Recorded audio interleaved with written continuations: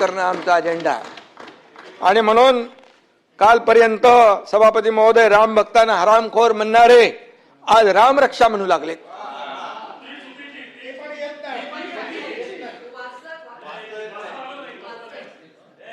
श्रीकांतनी एका दमात बोलून टाकलं होतं हनुमान चालीसा, सत्ता असताना दाम आणि सत्ता गेली की राम. सत्ता असताना दाम, सत्ता गेली की राम, असं हा प्रकार आहे. आणि म्हणून कर्माची मिळाली शिक्षा म्हणून आठवली रामरक्षा. आता तुम्ही काय करणार सभापती महोदय?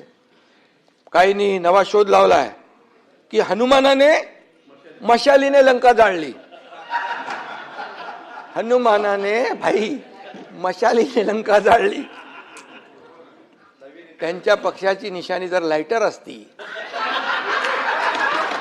म्हणाले असतील लायटरने लंका जाळली.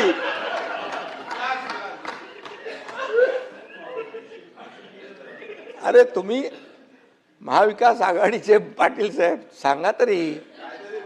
आता रामानंद सागरला परत ते रामायण सांगायला लावू का? अरे याच्यामध्ये अंबादास एकदम त्याला पूर्ण इतिहास माहित आहे. आणि म्हणून काय बोलतील याचा नेम नाही. आणि मी नेहमी सांगतो जो राम का नहीं वो किसी काम का नहीं. आता त्यांना कळलंय आणि म्हणून ही उपरती सुचलेली आहे.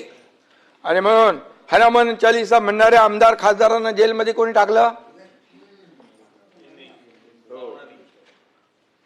आणि म्हणून मी सांगतो आपल्याला देखील नावं घेत नाही मी, तुम्हाला उगाच नोटीस बिटीस यायला नको. हा संध्याकाळी विचारणं होईल कसं नाव घेतलं तुमचं. नहीं म्हणजे ऐसे लोगों से रखना दूरी जिनके मुंह में राम और बगल में छुरी. इसलिए मैं बता रहा हूं. सही है, सही है. अयोध्येमध्ये राम मंदिरामध्ये जे झालं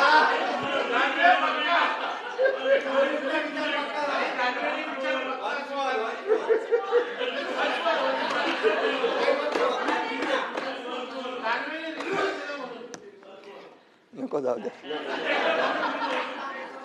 अयोध्येत राम मंदिरामध्ये जे झालं त्याचं कोणी समर्थन करू शकत नाही.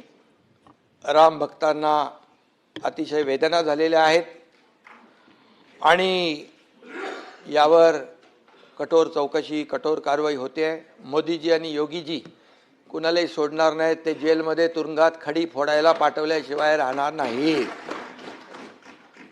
परंतु मी आपल्याला आठवण करू देऊ इच्छितोय की जे टीका करतायत त्यांच्या सहकाऱ्यांनी सिद्धिविनायकाच्या मंदिरामध्ये दानपेटी लुटण्याचं पाप केलं तेव्हा चौकशीचे आदेश का दिले नाहीत?